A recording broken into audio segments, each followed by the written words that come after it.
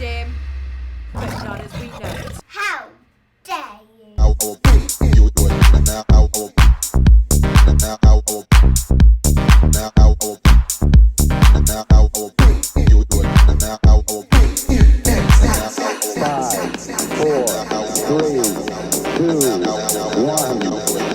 you just talking to yourself?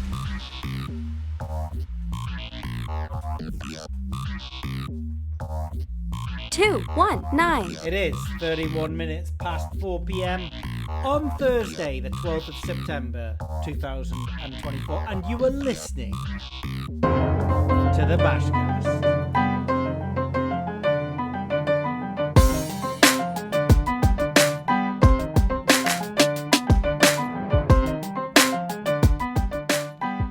I didn't hit the beat there, did I? But coming up in this afternoon's BashCast, look out, because Tom is back from the summer break and has switched on the projector of holiday slides to recount tales of surfing, zombies and mushroom pizza. We look further back to the SmartBash networking event 2024, review the positives, the negatives, and we've got a request for a couple to get in touch. The Gambling Reform Summit has taken place in Westminster this September. Does it look like any apparent value has come from that? And a quick look at the heater, the after timing heater that has started off my autumn season of betting. Is this going to be tens only season? Sorted. All of that and more coming up on the BashCast this afternoon.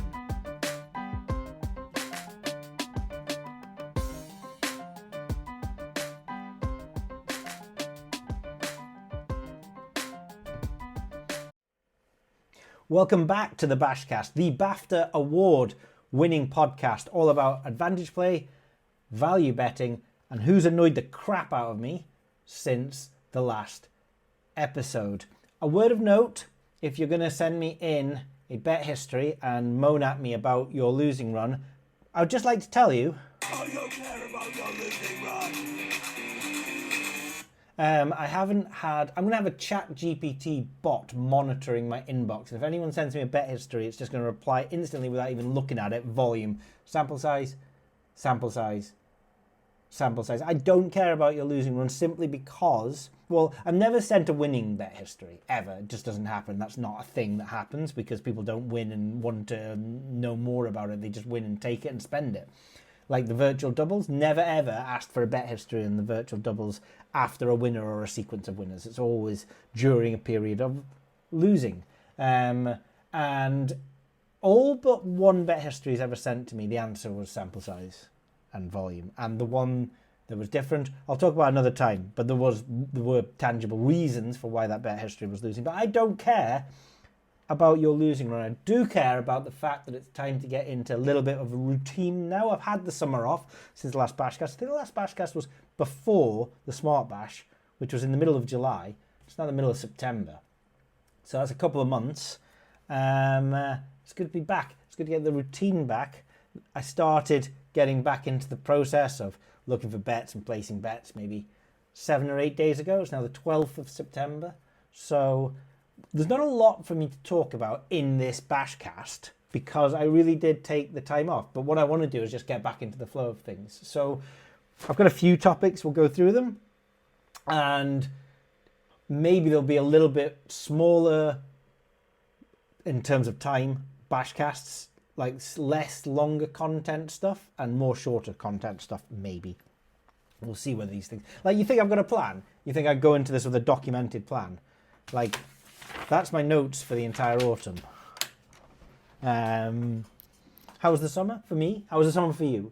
I hope you take the time to take some time off. And it seems like as good a time as any. So after the SmartBash, I came home on the train. I was like, that's it. I'm done with everything. I want to go a little bit offline. I was considering a story or two from the summer break. But then I'm like, it's a little bit like inviting your friends into your house for dinner. And then getting a projector up and going through your summer holiday photographs. Except, I was thinking about that. That doesn't happen anymore because of Instagram and Facebook, right? But back in the 80s and 90s, people would get their pictures developed by Boots, and then you'd go around their house. I wouldn't because I was 2 in 1980. But you go around their house, and then they'd show you a projector slideshow of their holiday, and nobody ever cares about anyone else's holidays, understandably. Which is why choose your social media posting carefully, because if I log on to social, I mean, for starters, the week to avoid social media is this week. I have children in school, and still the week to avoid social media is the week when all the kids go back to school and there's a photograph of the child going back to school. I even posted one, and I don't care that much. Let alone, and that was my own kids. Really, I posted it for aunties and uncles and grandmas and granddads. But I don't care about your child going back to school as much as I don't care about your losing run. So I don't know how much you care about the holiday. I won't waffle on about it too much in that case. But it was 45 days with the children. By day 3, I think I'd stopped listening to them. We managed to squeeze in enough. There was some drama. Found out that I'm allergic to nuts, like anaphylaxis allergic to, like really allergic to nuts, like life-threateningly allergic to nuts. That's fun because I eat nuts every single day. And to be fair, I mean, my tongue swelled and I couldn't breathe. And I was in hospital in an ambulance. And now I've got an extra EpiPen. And I had, by the way, anaphylaxis for bees and wasps. And I carried my EpiPen around since my last anaphylaxis reaction. I carried it around for like 6.5 years and never once needed it. And then I lost it. And 4 days later, I needed it. Typical, right? But wasn't even stung. Bloody, I love nuts. I love cashews. I love capey nuts. I love like the honey and lime cashews from, is it Lidl or Aldi? One of the two. They're great. I eat them all the time. My go-to snack when you don't want to have biscuits or chocolates and crisps. I'm going to have to go back to the crisps. So that was fun. But we did get some fun stuff in. We packed away the paddle boards. We got the paddle boarding in, some surfing in, a lot of camping. The roads were closed down by the campsite in Cheddar Gorge because Danny Boyle was filming 28 years later down in Cheddar Gorge, and my entire objective for those 7 days was to get my 5-year-old son as a zombie extra on 28 years later. Was I successful? You'll have to wait for the film. No, I wasn't successful. Then, if you've never done the drive, we went from Cheddar Gorge to the northwest of Wales, right? We normally do the south coast of Wales and then the west coast of Wales, but we went like Cheddar Gorge, Bristol way, through the middle diagonally. I haven't done that drive before. It was spectacular. That was my favourite day. Some of the days are strange days. That was a commuting day where I woke up at 8 in the morning, just me and the kids, because my wife has to work, so she can't take as much time off as me during the summer. So it's just me and the kids. 8 o'clock in the morning, I started, and the puppy, and the bloody puppy, by the way. This baseball cap from Avoriaz in France was my favourite baseball cap. There you go. It's like, look at that. I mean, obviously, if you're listening, you can't look at that. But anyone want a puppy? There's a puppy for sale. She only chews things of value. She went through a 7-day period where she was averaging 85 pounds worth of damage per day in terms of her chewing. It's a lot to go through. And I don't know where she is right now. I mean, she's in the house, but wherever she is, she's actually almost certainly causing some damage. But yeah, right through the middle of Wales, that's a road trip that I want to do again. And I want to stop. I want to take a little bit of time. But to start that day, 8 o'clock in the morning, I started taking stuff down in the tent. It's just me and the kids. It was unbelievably hot. I didn't actually get the car and the trailer packed until 3 p.m. And I was working all day. That's a full-time job, right? What is that? 7 hours. And then drove straight through the middle of Wales from, Bristol, Bath, all the way up to Abersoch, Nevin Peninsula. Amazing up there. Amazing scenery all the way. Didn't pack any food for the kids, and there isn't a single shop you can stop at. And then managed to get the tent up at like 9-10 p.m. and the kids straight down. And weirdly, we just had a lot of fun joking around. It's those strange days that you don't expect. Not the beach days, not the surfing days or the paddleboarding days. Or we had a day on one of those water assault courses or the rock climbing days. But it was just kind of the stupid days where you're telling each other stories. Like, it rained quite a lot, as it does in this country. And there was a day when we went to bed early in the tent and just told stupid jokes about Snow White and the 7 Ewans. My son's called Ewan. and he's a midget, mostly because he's 5 years old, not because he's an actual midget. Do you know the difference between dwarfs and midgets? Dwarfs have their, midgets, have limbs that are proportional in length to the length of their body. So the limbs are proportional to their body size. Whereas dwarfs are magic. And it was an interesting summer. One thing happened that was different this summer. I lost my cellular shift. Play golf up in Nevin Golf Course. If you've never played golf on Nevin Golf Course, what a golf course this is. Used to host quite some significant golf tournaments. It was right out on the cliffs of Nevin. A lot of the holes are like banana shaped around the cliffs. It is amazing. Now I play off 36, which is the maximum possible handicap of a double bogey per hole. Can't go any higher than that. And my old university housemate John plays off scratch. He's actually a plus golfer. He normally wins these things, but sometimes when I catch fire, when we are Stableford scoring, and I catch fire and I go par, birdie, there's nothing he can do. He needs to go eagle, eagle, eagle, and he's not going to do that. And I caught fire, and I caught fire in the back nine, and by the 17th green, I was a 1-33 favourite for my golf shield against my buddies. 1-33. Didn't win it. He drained a 35-foot putt. I missed my 2-foot putt, and he did the same on the bleeding 18th hole. But one interesting thing that happened to me that I haven't been particularly used to, and I don't say this from a place of, look, I'm 46 and grumpy. There's no need for me to try and seek out attention. Maybe when you're in your 20s you do. So I come at this from an angle of, I find it bizarre and every time it's happened, all 3 times that it's happened, I find it even more bizarre each time, right? So did I mention? I don't even know if I mentioned, but I was in a festival during the summer at Ragley Hall, Ibiza Classics, and I got recognised, and I found that strange. I mean, there's some people down at SmartBash that wanted a selfie, but I can understand why. And that was an event specifically around bookie bashing and advantage play and value betting. This was Ragley Hall Ibiza Classics, and with a lot of people there. And I didn't actually think that, and I thought the odds that could happen would be spectacularly unlikely, right? But it happened.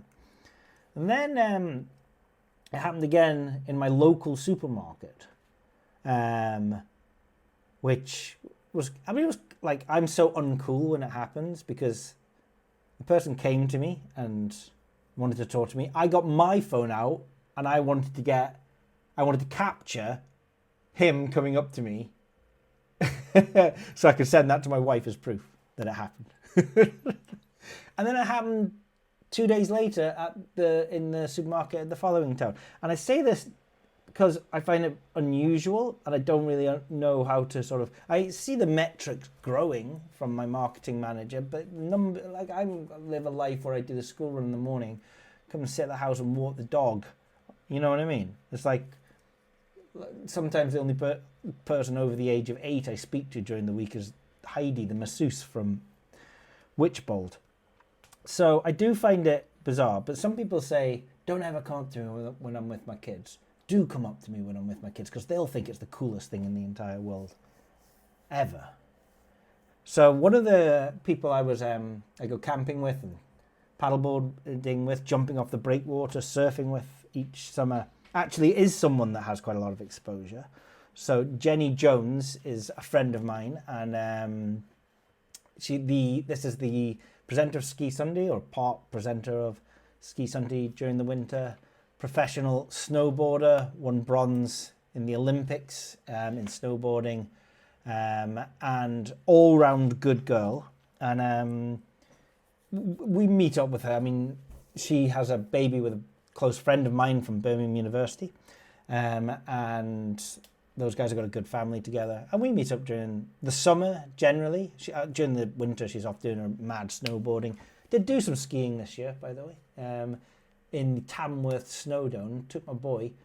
He's getting some height off that ramp in there, despite the fact he doesn't know how to slow down. The reason he's getting the height is he's got no control slowing down whatsoever. Anyway, sorry, back to Jenny. And she was saying, she is someone that actually does get quite a lot of exposure, a lot of random bad people sending her DMs that she doesn't necessarily want to read, and stopping her. And she was giving me the advice that every one of those interactions, you come away thinking that you wanted to talk about and ask the other person about them, whereas all they've done is they want to come and talk and ask about you. And so there cannot be kind of an interaction like that where you come away satisfied. So she said, just stop worrying about it. And if you get a lot of penis pictures in your DMs, then ignore them and block every single person that comes to you. Only happened once. Hope it doesn't. I've just opened up a world of pain this jet just now. If you're not following Jenny, go and follow her on Instagram. She posts a lot of cool stuff. Jenny Jones Snow or something like that. I wish I knew her Instagram. I don't know anybody's Instagram handle, to be fair. In exchange for a post of the camper van, she was given this ridiculous sized camper van for a week to take up to the north of Wales when we were camping up there. Bedroom, kitchen, in exchange for one Instagram post. It's all right for some, isn't it? And then, so my final word of warning, my final story from the summer was the music festival that we ended up going to. Now, a lot of the time we go to medium-sized music festivals. I think next year, Glastonbury might be on the horizon. I'm furious about what happened with the Oasis thing, by the way. I mean, at the beginning, I don't mind Oasis. I was never their biggest fan. I'd go and see them. I do wonder if I have seen them or not. I might have seen them at Glastonbury that I don't particularly remember. But I think it was, if the tickets were 100 quid, we were going to get them. And then they got bumped up to 350 quid, and then it was just price gouging. I mean, they took the British public for 300 million pounds. Of course, the stadiums need to be paid for, staff and everything like that. But it's gouging. That's all it is. And I don't know. I'm not interested. So, and this year, I think we took a year off the bigger and medium-sized festivals. But there was a local festival down the road I could walk to. So we ended up doing that, right? And we get there, and everyone's boozing it up, and I decide I'm going to have a pepperoni pizza with mushroom on top. And the homegrown mushroom, okay? Now, if anyone's judging about this, I just want to sort of put it back in your direction. Everyone at this festival was boozing and boozing and boozing and boozing. A couple of people got chucked out, and everyone that was boozing would have woken up with sore heads the next morning. Same, pot calling the kettle black here. I was an absolute hero at the all-inclusive in Crete. They're still talking about my performance where I nearly drank the bar dry of beer on day 2. But that's by the by. It's a music festival. So I was going for a pepperoni pizza slice with the homegrown mushroom. Now, it was a dried homegrown mushroom, and so I maybe had got the size a little bit wrong, but we just went for it. It was like in for a penny, in for a pound. And immediately afterwards, the puppy was just annoying me a little bit because she was dragging and she was tired. She'd been up all day. There was a lot going on. So I thought I'm going to walk home with the puppy to put her back in her cage. And then we'll go and rejoin the festival and have a little bit of fun. Walked home with the puppy. Downstairs, I've got some wallpaper in the hall, which you may have seen in other videos, which is of forest. Right? Green wallpaper, forest, trees, everything like that. Much to my surprise, when I walked into the house, that forest had actually come alive. It was 3D, it wasn't 2D. I could walk into it, I could enter it, and there were squirrels running up the trees, quite a lot of live butterflies going around. I never knew there was a portal to Narnia in my hallway. And I realised what was happening. I was like, uh-oh, might have been a little bit bigger than we were expecting it to be. But okay, put the dog in the cage. Got some trousers on because it was getting a little bit later in the day. It was like sunset as I'd gone home.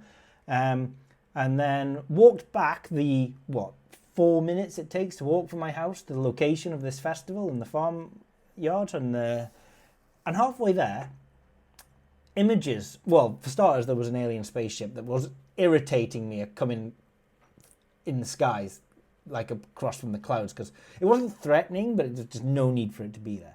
But then I started thinking about the single 17-year-old security guard that was stood on the door, or the door of the desk, sort of nonchalantly letting people in or not letting people in, He didn't really care about his job. He wasn't even checking tickets. And in the position that I was in, I actually found it very, very difficult to imagine being faced with such scary authority. And I froze and I couldn't do it. I actually couldn't walk to the festival and get past the guy. And I had to turn back, go home, compose myself, phone my wife and ask my wife to come and get me back in. And when I did, the sun had gone down and all the lights had come up and the colour was amazing. And I was dancing with my wife and it was just the greatest evening in the entire world. Loved it. And like it was a sea of love that I could see amongst everybody. And so rather than moaning about what has irritated me this summer, the story I wanted to give you was the music festival, the sea of love from the pepperoni and homegrown mushroom pizza. Right, let's get on with some gambling chat, shall we? When will you fix the problems with the early payout tracker? Asks somebody passive-aggressively. Answer, these problems just arose recently due to a unexpectedly large number of selections coming in, which is larger than the software ever thought was possible and is overwhelming it. And so there's a little bit of capacity building that needs to happen in the background. But thank you for your message. The SmartBash 2024 happened in July. I'm not going to go on about it too much because if you were there, you were there. And if you weren't there, you may not care. That could be a good song. That could be a good song, couldn't it? Right, just write that one down for future rifting. And also, I thought actually about inviting somebody else on to give me their perspective, because it's difficult for me as an organizer to be that critical about it. It's like someone that owns a restaurant giving themselves a review, be it 1 star or 5 star. And I'm sometimes a little bit pessimistic with these things, looking at the things that went wrong. Like if I have a house party, I never think it's a great house party, but then more people keep coming back next year. So maybe I just can't see it because I'm the organizer. Perhaps the people that run music festivals have the worst time. Obviously, they probably do. But there were certainly a couple of things that went wrong. Overwhelmingly, I'm getting positive feedback. And I was thinking about inviting someone else on to do that. But that's like, it's a little bit like, I don't know, self-referential. It's a little bit like patting yourself on the back. Maybe we don't need to do that. So my experience of it, perhaps, I don't know if you'd be interested or not, but there were more people, there were more attendees than we expected, which is a good thing. Chelsea, the Matchbook just brought an element of professionalism, sponsoring the event, bringing in event coordinators that way more experienced than us, and it was better as a result of that. Chelsea seemed to be quite a good location. It was hot. It was damn hot that weekend, that Saturday. It was blisteringly hot. Where was that during the summer when we were camping and paddleboarding and surfing? My plan was not to have 10 pints at the night before get-together drinks in the pub down the road, again put on by Matchbook. I succeeded in that. I didn't have 10 drinks. I had way more than 10 drinks, which made... Fortunately, Duncan and I found a beer, I think it was 3.1%. So, that could have been 5 drinks at double the volume, couldn't it? So I wasn't feeling too bad the next day. But it was good to have. I quite liked... It was interesting. It started off 9:30 to 10:30 with nothing other than people getting together in a sort of reception room, having some pastries, having some coffee.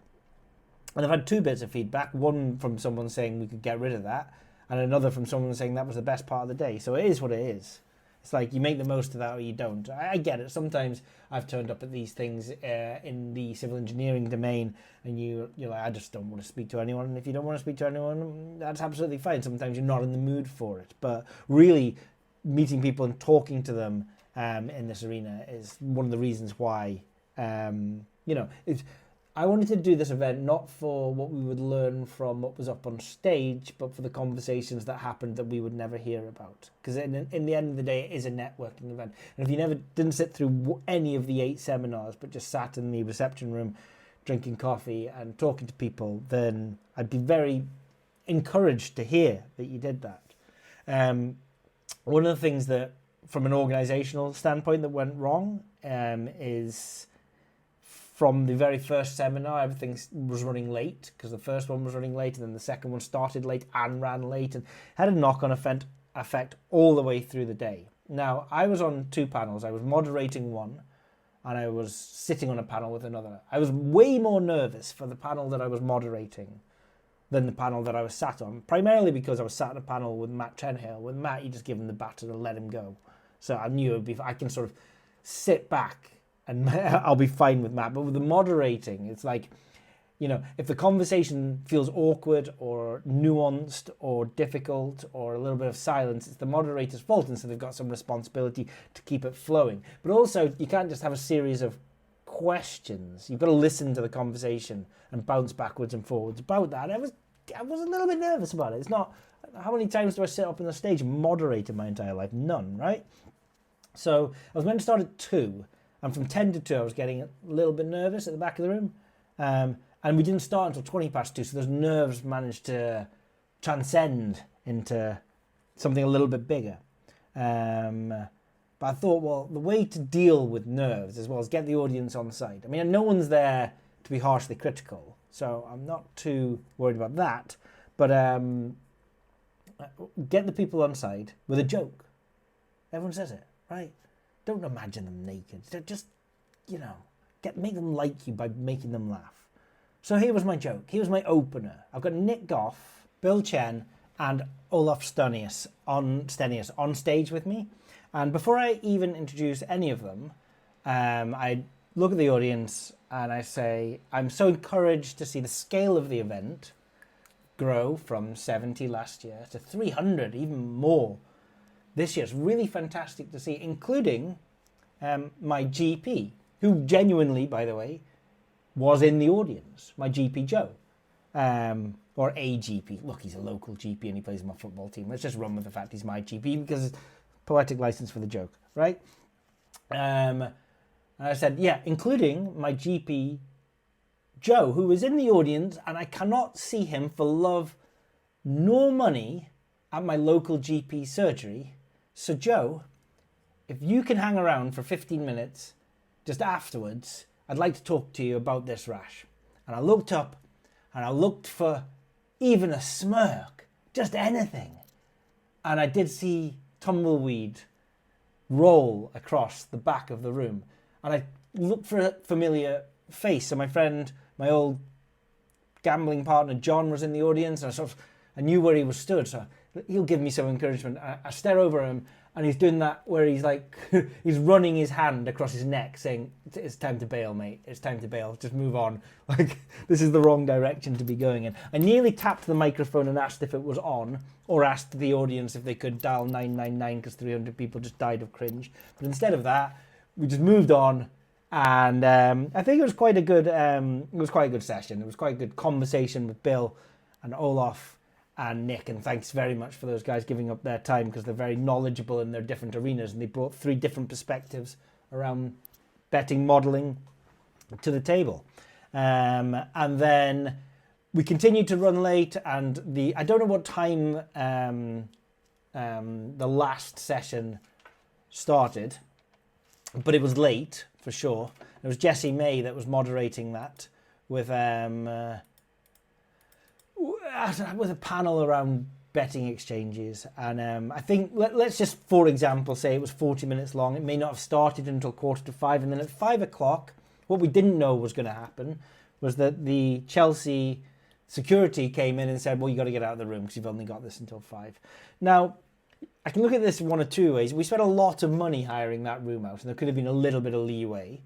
But then the amount of money that we spent hiring it out, which was 30 grand, 35 grand, pales into insignificance to Cole Palmer's wages. And also, you know, those security guards might not, or bar staff or event staff at Chelsea may not get paid any overtime. So if we're taking their time up, you can understand why they might want us out there. It was quite a brisk ending, and it was quite a shame because we had some things planned and a sort of crescendo that we were going to sort of end it on that was going to be good. But after that point, everybody went down to the bar at Frankie's outside, which there was a ridiculous queue for no reason I could see other than to make it look busy because it was the middle of the day. And it was a really good opportunity just to get some food. Not enough food. Again, second year in a row. Sorry. Maybe there was, and I was just there late and last. I don't know. And plenty of drinks flying around. Plenty of opportunity to meet people. And one of the things I will say is that it's so different meeting people in person than it is online, because I don't know if it's just a perspective thing, but I feel like quite a lot of online interactions, like that message that just came through at the beginning of this segment that felt passive aggressive. A lot of online interactions can be unpleasant and seemingly negative. And the overwhelming 99% of in-person interactions are positive, right? So I much prefer to have these in-person interactions. I got to meet a lot of people. I got to meet a lot of people outside of the bookie bashing domain. Craig Edwards, great guy. We're standing talking to Craig and Jesse, and some people came up to ask for advice on being a professional bettor. And Duncan actually, I think, nailed it on the head with his advice to them. And I should have written this down. And they were 18-year-old, maybe, I'm guessing, 18, 19, 20, and they were really asking some professional bettors advice on how to become professional bettors. And Duncan's immediate answer was, well, don't make that your raison d'etre, that focus. Don't make that your life. Don't project a future where that's what you're doing, where that's what you want to be. Okay? It's a really, really good secondary thing to do, but it should never be your major thing. And so, for example, Duncan's a chartered accountant, and he does bookie bashing as a kind of a fun side business, side hobby, but it's always secondary. For me, I used to be a chartered civil engineer. I'm very much now a stay-at-home dad. That's my number one. And actually, I found myself this summer. I almost always tell people that I'm a stay-at-home dad when I meet them for the first, second, and third time, because it takes a little bit of a transition to get into I'm a professional gambler. It's an unusual career. It's not a career. Let's not call it a career, but it's an unusual way of making a living and sort of sourcing income for yourself. We know a lot of people do it, but a lot of people don't believe that it can be done. And so I did tell someone this, and they turned to me and they went into this. This wasn't a SmartBash. This was just a random person during the summer. They went into this strategy that they have, and it lasted for like 10 minutes about how they take all the favourites in play and they put them in an accumulator, and it just has to be profitable because they're the favourites in the game. And I'm waiting for the edge, and I'm coming at this attentively from like a mathematical angle, thinking there's got to be more to it. But that was it. That was his whole story. It took him 10 minutes to explain it to me. He takes all the favourites in play and puts them in an accumulator, and this has to be profitable long term. And it's like you don't even want to argue with that. At that level of understanding of equity and edge and mathematics, which is why you don't go down the line of telling people, because when they come back at you with stories like that, so would you ever bore a psychiatrist to death with your theory about how the whole country sits somewhere between 0 to 10 on the neurodiversity scale? That's exactly what I did this summer. So I'll get back to you on that another time. It's really interesting having those conversations with more experienced people down at that bar and meeting them. And as Duncan says, don't make advantage play value betting being a professional bettor your number one. Be a something else and do it on the side. For starters, you do need something to fall back on just in case these edges ever erode in the future. Secondly, it's not a worthwhile, valuable thing to be doing. It gives nothing back to society. It's a very self-absorbed kind of looking after yourself activity. But also, after a period of time, after 10, 15 years, it may feel really, really fun and interesting that you're beating the system at the beginning, but it's not going to feel like that after 10 and 15 years. There'll be a want or a need for more, and so don't make it your number one. And the last thing I got out of it is that I spoke to a lot of people from outside of bookie bashing. Craig Edwards just has the best stories, right? Go and follow that guy. He's a really, really good guy as well. But from people inside bookie bashing, I want to actually use my platform to ask if there was a couple, there was a sort of boyfriend-girlfriend couple, I presume, or maybe they were husband-wife, but they were quite young, so I'm going to go with boyfriend-girlfriend. And they told me that 18 months, 24 months ago, they'd kind of quit their jobs and they were doing bookie bashing full-time, and they were averaging 20 grand a month profits using bookie bashing since then, which is so good for a young couple. It really is.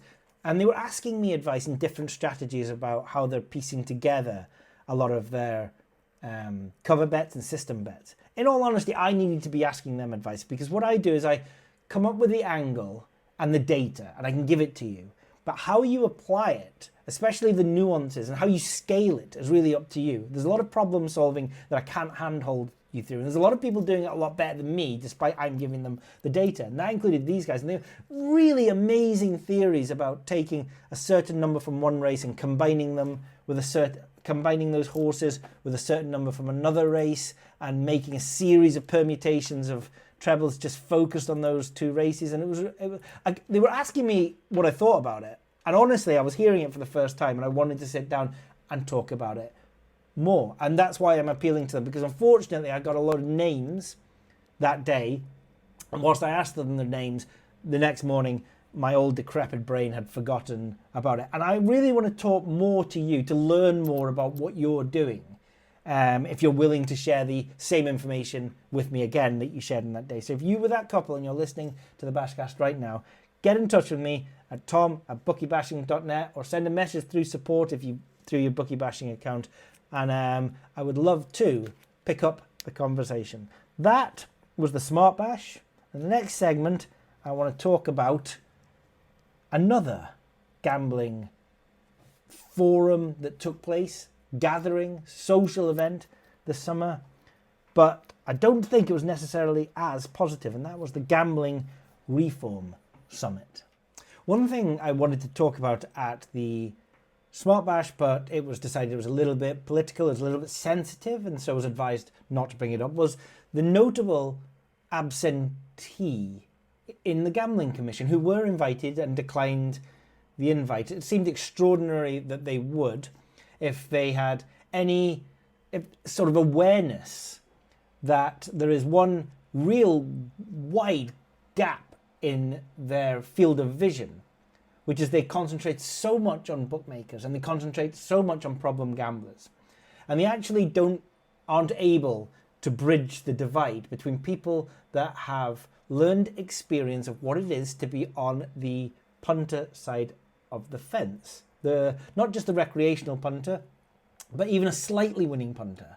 Even a break-even punter these days might not be high enough profit margin for the bookmakers. And so all of us have had experience in how behavior has changed to an unacceptable level over time. Not everyone, not every bookmaker, but a lot of them. And the unfair practices that are going on. And all of them are a result of people going and looking to bet in syndicates, to look to bet in the black market. And all of these topics would have been very eye-opening to the Gambling Commission. They should have been listening. I know they like to talk, and often shut up and listen is a good strategy, especially for the people at the top that are meant to be representing the common person. This is what it's about. This is what it's about, to be in your position. You're meant to listen. You're meant to talk a lot less. Now, I know they like to talk, and they even had the opportunity to do that. If they're not going to listen, they can at least come along and talk. They did none of this. They didn't. They declined the invite, and I think it kind of shows you a little bit of contempt that they have for, well, they might describe us as professional gamblers, but there's no one else in the industry with the voice that we have, because recreational gamblers, they're preyed upon, okay? You don't see as many poor practices put upon recreational gamblers because the bookmakers love them, because that's where the profit margin comes from. So you never see delayed withdrawals and source of wealth and the pulps and everything with the Rex. Well, you do, but not to such an extent that they would have a voice about it in an event like the SmartBash. Really dropped the ball there, Gambling Commission. You really did. And a lot of respect from me, anyway. On the... When was this? When was this event? On Tuesday, September the 10th in Westminster. Now, I've been to enough conferences in Westminster. My time, even at St Ermond's Hotel where this was held, my time as a consultant, I was a consultant to the government in highways engineering. And a lot of these events, I kind of know what they're like. They're like an echo chamber. They're like people they're very educated. They like to hear the sound of their own voice. Do you know where the talented engineers were? They weren't in that room. They were getting on with things. And if they were having discussions, they tend to have them with other talented engineers who understand the scope of what they're doing. And often if they're getting somewhere kind of groundbreaking, I mean, there was some of these life cycle models were, you know, the software alone cost more than £1 million. And then you had setup costs. The engineers putting these really complicated life cycle models together wouldn't be at a large event with hundreds of people, because at those events there is a risk, especially in Westminster, of the voices being heard, of the voices that want to be heard, that like to hear the sound of their own voices, not, if you like, the specialised engineers. And I hated going to these things, and I especially went to one at St Ermond's Hotel that I remember being one of the last ones that I wanted to go to. So this Gambling Advertising Reform Summit, peers, who are the peers, by the way? Who says that they're the peers? But the peers for gambling reform. Well, we're all up for gambling reform because the industry's, we all agree, it's a bit of a mess and needs to be overhauled just now. But this was held in Westminster on Tuesday, the 10th of September, between 11 a.m. and 5 p.m. And who was there? Oh, the Gambling Commission, of course. You know, because when there's grant money to be handed out, and when there's people that like to hear the sound of their own voice, then they're going to be there. It shows you where their priorities are. Now, we weren't invited to this. They were invited to ours. We weren't invited to this. I mean, they didn't throw it. It was hosted by the Peers for Gambling Reform, who I won't confess I know that much about. Is that Ian Duncan Smith's group? Peers for Gambling Reform is a group of over 150 peers from across all sections of the House of Lords. The group is working in Parliament and with others to ensure Government and Gambling Commission take immediate action. I'm going to take. I think that word "immediate" isn't going to be accurate, to tell you the truth. It's one of those. It's one of those. It's what it is. It's one of those. What was on for the day? Well, you had registration at coffee at 11 o'clock, and then Rob Davis, the Guardian journalist, who is a bloody danger to gambling, because again, it's another self-serving individual. He's written a book, which I haven't read, so maybe I shouldn't talk about it, but it was called Jackpot: How Gambling Conquered Britain. And Rob is a little bit dangerous because I think his modus operandi is he would rather that nobody was taking a bet. He doesn't want people to have a risk. And there are people out there with this perception. I was talking to one during the summer. He was a teacher. And I mentioned that tighter restrictions were being debated over gambling. And he said, good, I hope nobody's allowed to gamble. That's what he said. He doesn't want anyone to gamble. Well, I don't want anyone to smoke, right? But I don't want cigarettes and vapes to be banned. It's personal choice. I don't want to drive at 90 miles an hour. But if people are going to do that, and as long as they don't do it around me, then they should face the consequences. This is nonsense. I want to sort of cut the bit from before smoke. Well, I wish kids under the age of 18 wouldn't drink Coca-Cola, but do I want to ban it from them? No, I don't, because prohibition never works. I'd rather educate. I'm going to educate my own kids. There was a recent thing that happened where I had a lot of kids over for a sleepover, and the kids found Grand Theft Auto on the Xbox, and they were playing it. And then I had a phone call with one of the parents, who is a friend of mine and love very much, but there's a disagreement and opinion on exactly what we should be exposing the kids to.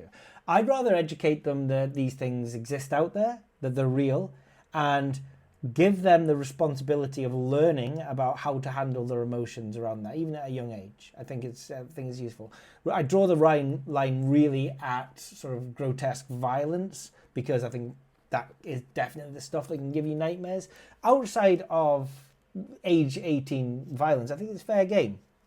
And you know, this idea from Rob that we need to ban gambling to protect nobody's allowed to gamble to protect the few that have a problem with it, doesn't stand up. So Rob, I mean, we started off with an absolute cracker there, was the welcome to the summit chair. Then you have the welcome from the PGR, which is headed by the vice chairman, is the Bishop of St Albans. Now, what he knows about restrictions from Ladbroke shops, I don't exactly know, but they are talking about reform, and I would suggest that the way this part of the SmartBash, this part of the conversation about the relationship between bookmakers and punters, where it's been, how it's changed, and how it's changing the behaviour of punters, is so relevant. And I don't have any information on the experience of the Bishop of St Albans, but I'm just going to argue that the Gambling Commission made a decision to go and listen to him and not to us.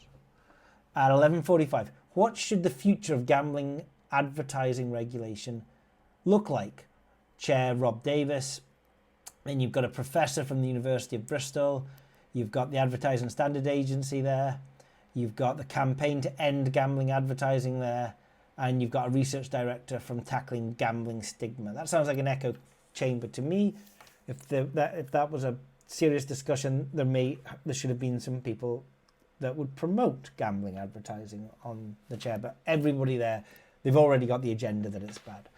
Then some lunch, and then in the afternoon we've got 3 sessions. Gambling advertising, the evidence base, hosted by Professor Henriette Bowden-Jones, OBE, Professor Heather Ward, Dr. Philip Newell, Dr. Rossi from the University of Bristol. And then a speech from the Right Honourable Ian Duncan Smith, and then a chair around experience of those impacted by gambling harm, which is 4 there, so it's chaired by a journalist and commentator, Alexis Conran. It's got the gambling reform campaigner there, somebody from the Foundation of Against the Odds, and a research fellow from the project-led Gambling Learn. So, I mean, in terms of tangible evidence from the ground, experience from the down up, there isn't any there, but it is talking about gambling harm, okay? And we finish the day with gambling advertising in sport. What's the impact and what should be done? Clive Tildesley chairing that, with a former England and international footballer, Gilly Flaherty, the FA chief executive, a journalist from the Times, and the manager of the Big Shop, Catherine Wilson. And then there was a concluding speech from the Campaign for Fairer Gambling. Now, this is for reforming gambling. And that is the biggest echo chamber I've ever heard in my entire life. But the Gambling Commission seemed to want to go and listen to that. And it's all around gambling advertising. I could care less about gambling advertising. I mean, Duncan Smith called on the new government to outlaw incentives and inducements to gamble, such as free bets, and urged ministers to restrict gambling advertising in sport. I don't have a problem with the former. I mean, in all honesty, incentivizing free bets is a little bit predatory, and I can see how there would be a relationship of encouraging people to gamble more than they would do with them, and so I wouldn't be against getting rid of free bets. Banning sponsorship, I'm sort of, I don't have a horse in that race. I don't see the problem with it, but if they've got some tangible data to show that there's a complete correlation between problem gambling, and I mean real problem gambling, and the advertisement that's going on around the country in the Premier League clubs, then it would be interesting to see it. But it's not the problem. This isn't the bigger picture. When we're talking about reform, advertising it's down here in the list of priorities. It's the relationship between the bookmaker and the punter that should be the major focus. And it's missing the ball completely when we're looking at problem gambling. It is. Okay, treat the problem gamblers, give them education, give them help, right? I wanted to learn how to stop drinking, stop smoking. I go and find out the dangers of the drinking and the smoking myself, and then it's beholden on me to have the personal responsibility to cut down the drink and to get rid of the cigarettes, right? But I don't expect everyone else to change their lives because of me. I just need that ability to go and listen to the Andrew Human podcast and things like that. Tranmere Rovers is among 40 clubs to have signed up to the Big Step, which is rejecting betting sponsors. Fair enough. Campaign groups have called for a pre-9 p.m. ban on betting and casino advertising. Okay. Still talking about gambling advertising. Lord Foster, chair of Peers for Gambling Reform, said that the Gambling Act gave Nandi the power to address this by acting quickly to reform gambling advertising. We're still talking about gambling advertising. Liberal Democrats Peers said it was bizarre that the previous government had not addressed gambling advertising. We're still talking about gambling advertising. The proposals did include measures such as a £5 cap on slot machine stakes and new affordability checks. Where did that come from? Everything was about advertising, and all of a sudden now we're restricting the amount people can bet. It just gets slotted in there like it's a linear story, like gambling advertising is bad, we've got to restrict the adverts on the telly, the shirts on the Premiership clubs, we've got to restrict, gambling advertising is awful, you're not allowed to bet anymore. That jump is unacceptable. Well, that's how Rob Davis's Guardian article 2 days after the event reads, right? We talk about gambling, and then he just drops in £5 cap on slot machines. I don't care about slot machines, but you should be able to. If you want to bet your entire net worth on a slot machine, you should be allowed to. Dr. Heather Wardle of the University of Glasgow said it was not possible to prove beyond doubt that ads lead to problem gambling. I'm glad that she said that. There we go. We got a little bit of, it's not an echo chamber anymore. She pointed out that previous curbs on products such as tobacco had relied on observations of their impact, and the same could apply to gambling. Former commentator Clive Tildesley told the Summit that he left his job as a broadcaster with the radio station TalkSport because of its policy of promoting gambling.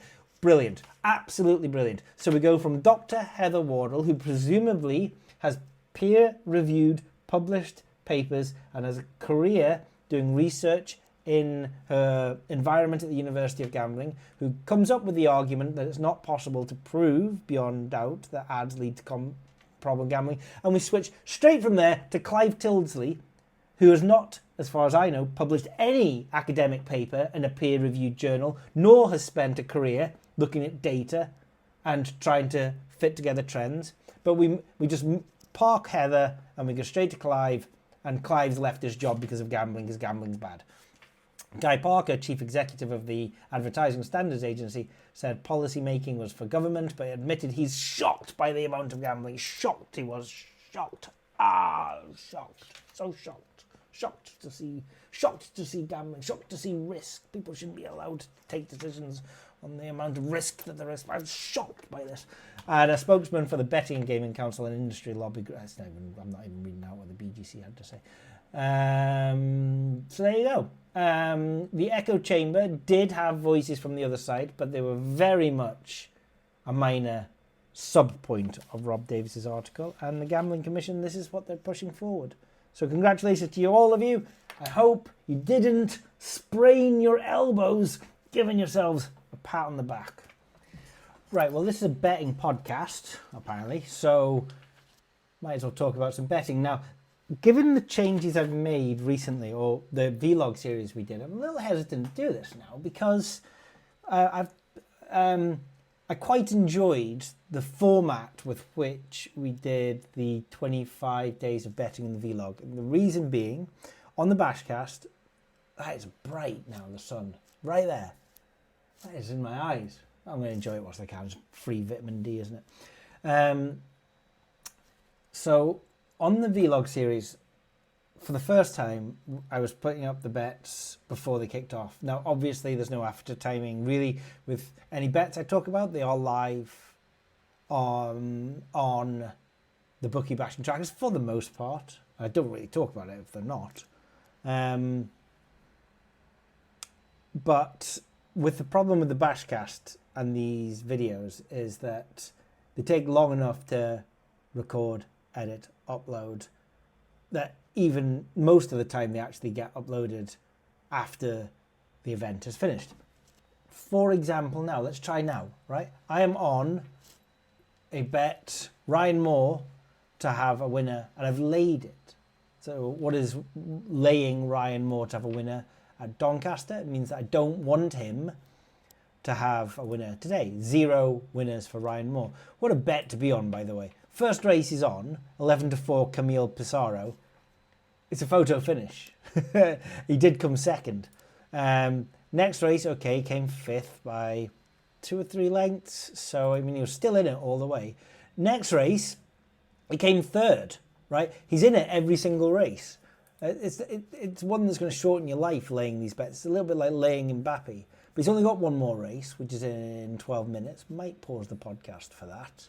Fox Legacy. And as long as my 8.2 doesn't win, then I should be okay. I laid one of these yesterday, Holly Doyle. First race, 14-1. Laid her to get a winner. First race, got the winner, 14-1. There you go. I mean, it is what it is. I should be over, like, the combination of the value of getting a winner in all of these races. It's right at the time. So why I raise an eyebrow when a 14-1 wins, I don't know. It's just the funny patterns that you see that aren't really there, isn't it? Having a little bit of a disagreement on Twitter. Somebody who was absolutely adamant that the calculation for Holly Doyle to have a winner should be you take all of the odds in each of the individual races, take the reciprocal of that and add it together. He was absolutely adamant that that's how you do it. And I was arguing back that you simply can't do that. You have 2 ways of working out, or in probability theory, you have a mutually exclusive and a non-mutually exclusive. And if only one outcome could happen, then you can add all the probabilities together. But more than one outcome can happen. And the argument back was, well, that would make it even better in that case. So I didn't know how to get it through. And is it really my responsibility to get it through?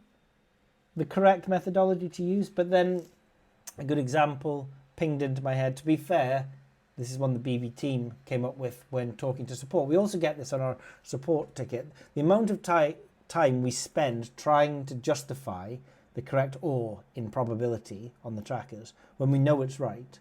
Well, here's when you know it's right, okay? Let's just say Holly Doyle was 2.0 in the first race, 2.0 in the second race, and 2.0 in the third race. That's 50% probability in each race. If your calculation involves simply taking the probabilities and adding them together, and you're absolutely sure that that's correct, then you're telling me that the probability of Holly Doyle to get a winner in those 3 races is 150%. It's not just going to happen, it's more than 100% going to happen. So that logical fallacy itself should tell you that that's not the methodology to use. And that's what I argued back, and then that was the end of that conversation very, very quickly. Didn't hear back from that. So anyway, I've sort of lost my train of thought a little bit. I'm talking about what? What am I talking about? I'm talking about my betting. If I remember to do this, and I very well may not, let's timestamp this to help me out. If I remember to do this, here is a chart of my profit-loss exchange balance from the last month and a week, roughly. And I'm sharing this because it's unusually consistent. Other than a little downswing which happened at the end of my Crete holiday, pissed me off for the last 2 days in Crete. Just like lose. Come on. Mind you, at least that happened at the end and not the beginning. It happens at the beginning, it makes you miserable for the holiday. Other than that, it's just been non-stop. It's an unusual amount of winners. So what have I been betting on? Well, I haven't actually, as I've been having some time off, I don't actually ever want to spend more than about 5 minutes looking at what's around. So I do the very, very, very easy stuff. So I thought about sharing this because I thought about if I can do this in 5 to 10 minutes per day, then that might be useful for people that proclaim that they don't have a lot of time. I'm not your time manager. I'm not director of managing your time. How much time you have in your life to commit to something is your business and not mine. I don't really care if you don't have enough time to do stuff. It's fine. But when I had time off, I can somehow manage to not invest myself and still spend 5 or 10 minutes looking around at what's value. And that managed to just top up a little bit of funds for the start. And also that graph is kind of why I said yesterday in these vlog series, 25 days of betting. I'm going to do them again, I think 2 more this year. I'm going to do one leading up to Christmas. Makes sense. Sounds a lot of fun. We'll have a little paper hat on. We'll have a Christmas tree behind me, right? Oh, I've committed to that now, haven't I? We'll get some decorations on. We'll have some jingle. We'll have some snow effects. It's going to be fun. That's going to be good fun. I'm going to wear a little stupid Santa beard on the last day. We're going to have a Christmas drinks party on the 25th day of betting on this vlog series. Be that the 24th, the 23rd. It'll be sometime around there. So I'll do that, and I'll do it again at the end of September, beginning of October. So we'll have 2 more of these series. Now, I did wonder about when I was going to start it. And then I looked at the schedule of the sport that was on. It was the UEFA Nations League. And I was like, I think historically I haven't done too well on that. And I should know better because I'm applying such a small sample size recency bias. There's no reason to think that I should be unprofitable in the UEFA Nations League. I just probably have picked up on a pattern that wasn't there. And anyway, I smashed it. Absolutely smashed it. So what is it that I am looking at? Well, there's a lot of easy value to be had in those horse racing bets, such as the one that I'm on today. And the one that concludes in 6 minutes with Ryan Moore. Maybe I'll just keep this running whilst that happens. I don't know. Maybe I will, maybe I won't. And every day you can find these maybe on the anti-post and markets or the enhanced specials at BetDAC. Possibly Matchbook do them as well. And it's Doyle to have a winner today. And the value is either in yes or no, or quite commonly there's no value, right? So, I mean, I'm looking for 10% deviation on either side, and then I'll just take it. And then it's up to the gods. I mean, this is another thing you've got to think about betting and winning and that chart that I just showed you. Just because I'm taking value doesn't mean that I should get so many winners. Right? If I'm betting £100 at evens and I'm getting 10% on that, then I should be expecting £10 profit in the long run. There should be lots of lose, lose, lose, lots of win, win, wins. And the pattern of win, win, win, win, win, or lose, lose, lose, lose, lose, has nothing to do with the value that I'm taking. So just because I'm winning a lot, that's kind of coincidental. That means that 2 good things are happening simultaneously. 1, I'm taking value. 2, I'm on a hot run. Well, I bought that hot run because my losing run doesn't hurt that much because I'm taking value. But there's no reason for the hot run to arrive just because I'm betting professionally. This is something a lot of people find it difficult to get their head around. It's like, I'm placing all the right bets and I'm losing. Correct, it's going to happen, right? You've got to wait for the heater, which always does come. And then if you're making money, placing plus EV bets and the heater comes, then it's just about how long can that go on for. And if you're doing something like the William Hill Great Sports offers, they might just get rid of them as a result of that heater. Which is dumb. Dumb of William Hill. Anyway, I've been doing a lot of those horse racing ones. I have been looking at the football enhanced specials, which are always quite easy. Alexander Isak to have 1+ shot on target. I remember being on that, backing yes. That's a standard market at Smarkets, but it's an enhanced special over at BetDAP because they don't have the player stats over there. They should, because it's a really, really good market. I remember backing that, and then I remember it was like 1.5 or something. This stupid bet history that I'm looking at just now, I don't have the odds. It was really quite odds on, and he left it very, very late, but then he got the goal, and I went from being a little bit miserable at the pizza place because Spurs had taken the lead against Newcastle to be very, very happy indeed. So those are kind of like easy. Takes me just a second just to have a look at sort of like Isaac to have a shot on target. Somebody asked, they've been tracking these in private and then they see that the numbers are different on the bet tracker to the tools. I can understand why that might be confusing. The answer is because we've got a lot of calibration at Bookie Bashing, so you can define where you think a certain amount of bias is using a slider. Whether you think the bias is on the over or the under or in the middle or one way or another. And if you change that, it's going to read differently on the tool, which has those calibration settings. They're just the tracker that doesn't. They both should, they just don't. It was actually, we haven't done that on purpose, just didn't think of it, right? And the second thing is sometimes the tool's the global thing that has the live data. And sometimes it takes just a few seconds for that data to get through to the bet trackers. If you look at two at the same time, you just might get slightly different numbers. That's why.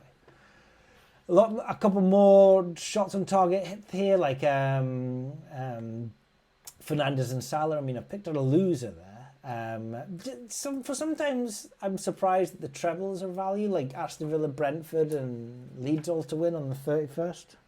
As I plug in my headphones again. I mean, sometimes you feel like those are so easy to work out that the market should be quite efficient. I mean, people don't need advantage tools for that kind of thing. They just need to be able to multiply together 3 last traded prices or lay prices or back prices. But I mean, there was value there. I take those if there's over more than 5%. And the NFL season started again. And there was just some, again, similar money line. There was just money line treble value on the enhanced specials. But also I've been looking at, in the background, well, the enhanced specials, there was a few touchdown doubles, like Saquon Barkley and Josh Jacobs. But there's also something like Travis Kelce, 50-plus receiving yards. And in the background, a revitalized and revamped player stats model, which will be a live player props model, well, player stats for NFL, for receiving, for passing, for rushing, and then for some combinations of those, like receiving and rushing and things like that, passing and rushing. So that'll be live maybe by week 4, week 5, something like that. I mean, I know it's halfway through the season, but it'll be there for future seasons. Everything's just got to be made sure that it's correct. Laying Thuram, 1 or more shots on target. This is the start of the UEFA Nations League. And laying Mbappe, 2 or more shots on target. I remember looking at that and he got 1. He didn't get his 2. You know, it was his substitutes as well. You love seeing them substituted when you're laying them to get a shot on target and it's still on. There was a Super Saturday where a couple of horses, I mean, William Buick to get a double at Haydock. He got the first race winner and he got the second winner. There was no stress in that. There's a lot of correlated bets here. England over 0.5 first half goals versus Ireland. Kane to have a shot on target versus Ireland. England to win in most shots on targets. They all came in, slightly correlated, but it was good. And Germany to win, BTTS no, and over 2.5 goals versus Hungary. So that's essentially Germany 3-0, 4-0, 5-0, 6-0, 7-0, 8-0, 9-0, 10-0. How can you work that out? We don't have a preset for that because it's dumb. It's pretty obscure. Just get the correct score grid. Germany to win, BTTS no, so it can't be any scoreline with Hungary in it, and over 2.5 goals. Start at 3-0. 3-0 or 4-0 or 5-0 or 6-0 or 7-0 or 8-0 or 9-0 or 10-0. And I've no idea where those bets are coming from, but they were on the enhanced special side of things. And it quite comfortably won. Now, here's the 410 at Doncaster, and Ryan Moore is riding, what's he riding? Fox Legacy, who the last time I looked was like 8, and now he's 7.4. I don't even know what colours he is, so I'm just going to have that on in the background. Just haven't to anyone else, by the way. There you go. You maximise the screen, then it just stops. Fox Legacy. He's on a blue and white cap and a blue and white striped shirt. You see, ordinarily I would pause the BashCast for this and then just re-go again, but because I'm recording this audio and I'm recording it video on another device, it's just too complicated to stitch together. So I'm not going to do that. I'm just going to play this in the background. Completely cheeky. How far is this thing? 1 mile and 2 furlongs. How long does it take horses to run 1 mile and 2 furlongs? I mean, not wrong, surely. I also don't have an easy volume control thing on the computer to turn this down, so you're just going to have to cope with it. There were some darts on the other day. I don't even know what the darts competition was. Oh, they were horrible. Every single one of those lost for me, so I'm not going to even talk about them. Chicago Bears, that was an outrageous turnaround, by the way. Were they 17-0 down? Something like that. And the Miami Dolphins and the Houston Texans all to win enhanced special. Who is my Fox Legacy was the name of this horse. They're all together. This is the last race for Ryan Moore, so if he doesn't win this, then ching ching. We can just add another little bit to the top of that profit graph. I heard Fox Legacy.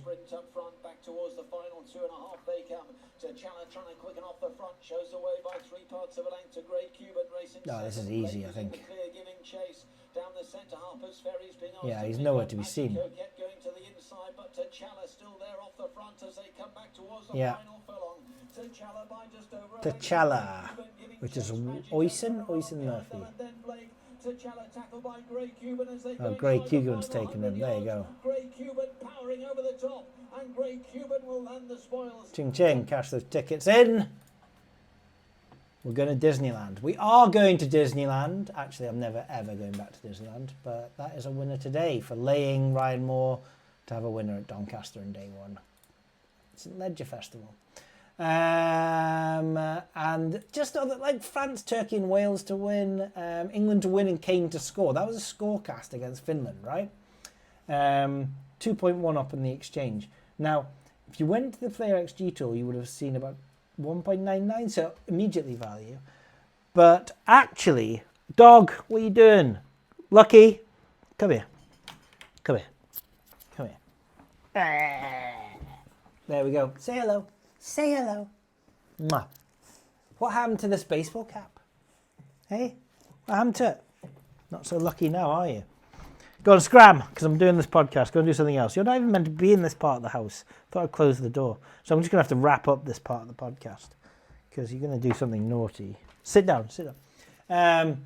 If you'd actually put the players into the Player XG tool and then normalised, what we do there is we split the XG amongst Saka and everyone else that's playing, you would have noted that actually Kane had a little bit more XG than the markets gave him credit for, given the composition of that match against Finland.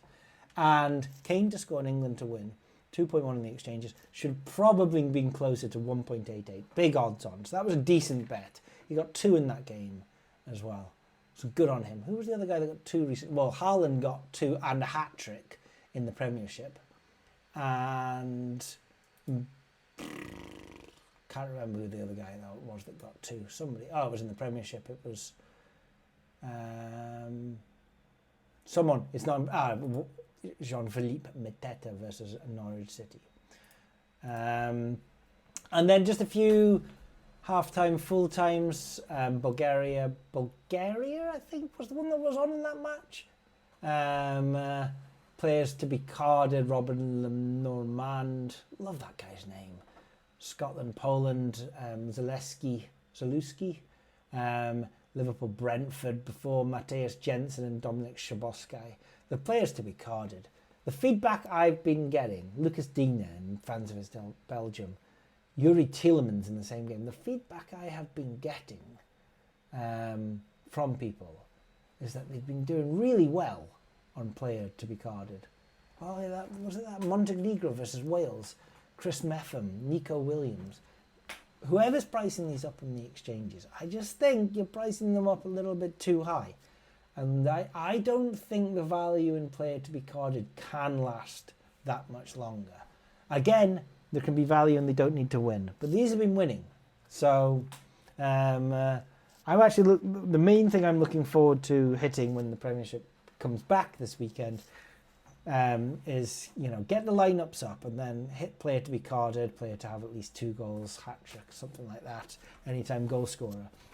It's those card markets. They seem to offer the most amount of equity. They seem to be quite popular from a lot of support tickets that I'm seeing.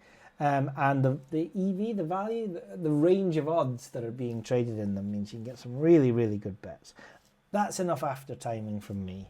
Okay, that's my PL in the last month. I'm not going to do too many of those because I've talked about winners, haven't talked about too many losers. We'll save that for the 25 days of betting vlog series that will start maybe not next week, but the week after that, towards the end of September. Okay, I said at the beginning this is probably going to be a short form podcast. I don't know exactly, but I think that's about 1 hour and 10 minutes. Why are you running around in circles, Lucky? That's your tail. It's your tail. It's your tail, right? Incidentally, Super Cheese, for an advantage player, professional gambler, to call the dog Lucky, didn't do it. It wasn't my choice. Kids chose it, right? Kids chose that. Don't have a go at me.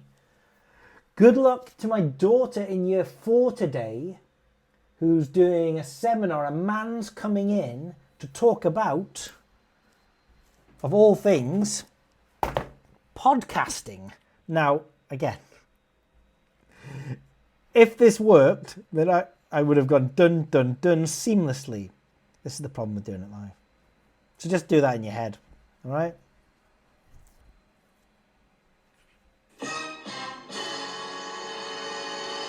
So I told her to tell the teacher that my daughter has featured on a podcast right at the beginning in the jingle in this since she was 2 years old or something like that.